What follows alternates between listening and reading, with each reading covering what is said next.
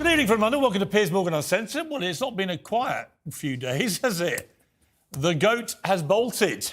Cristiano Ronaldo out at Old Trafford after using his bombshell interview with me on this show to set the record straight about what was going on at the club and his concerns. Well, tonight I'm going to set the record straight myself on Cristiano Ronaldo and on that interview, because 1 week on, is still making global headlines. Breaking news, Cristiano Ronaldo's time at Old Trafford officially over. Manchester United saying that they have mutually parted ways, effective immediately. All of this stems from that explosive interview with Piers Morgan. Cristiano Ronaldo has left Manchester United with immediate effect. It follows a TV interview with Piers Morgan where he claimed he felt disrespected. And then that explosive interview that he had with Piers Morgan saying those very hurtful things about Manchester United. And after an explosive interview with Piers Morgan, the writing seemed to be on the wall.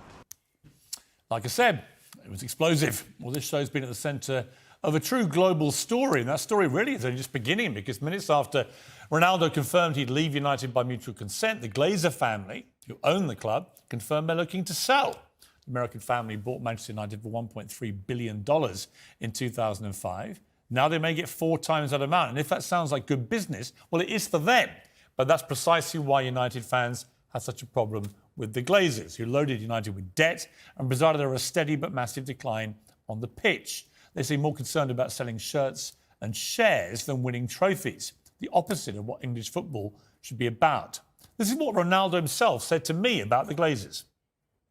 The owners of the club, The Glazers, they don't care about the club. I mean, professional sport. As you know, Manchester is a marketing club. They will get his money from the marketing. The sports, they don't really care, in my opinion. The fans, they're always right. I think the fans should know the truth, should know that the players, we want the best for the club.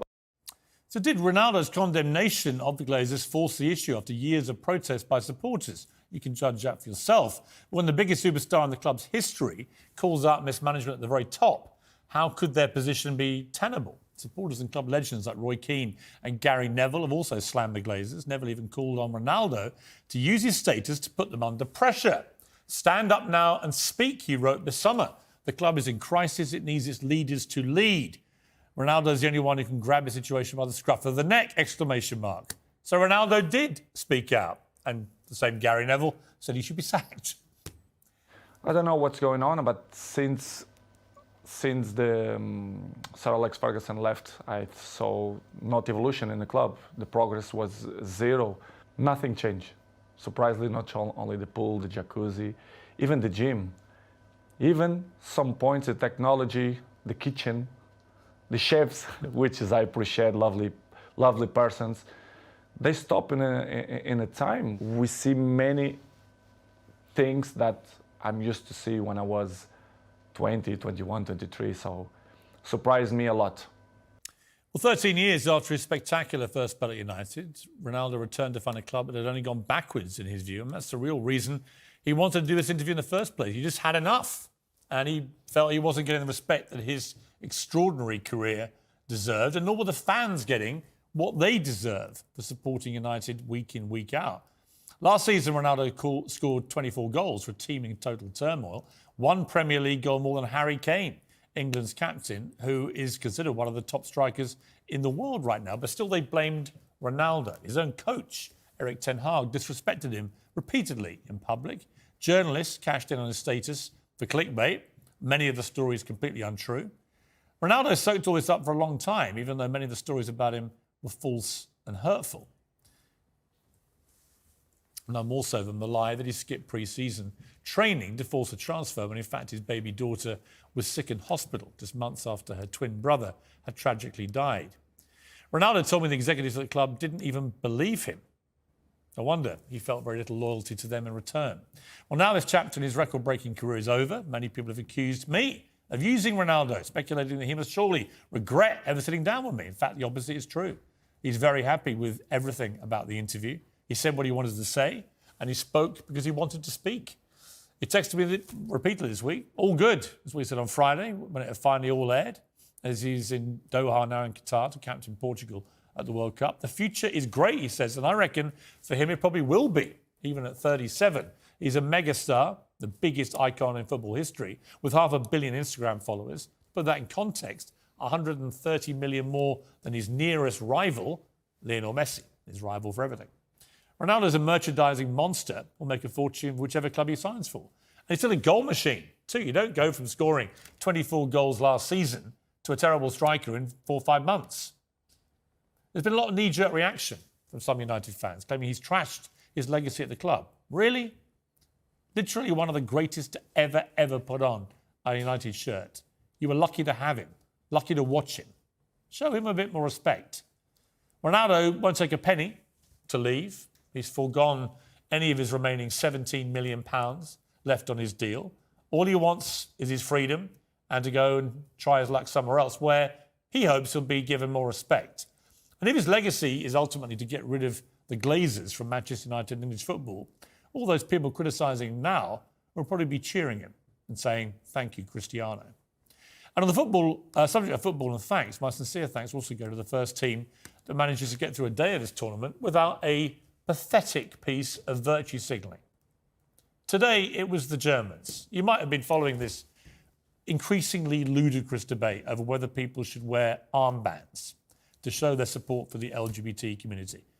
Full disclosure, I'm completely supportive of all LGBTQ rights. Always have been.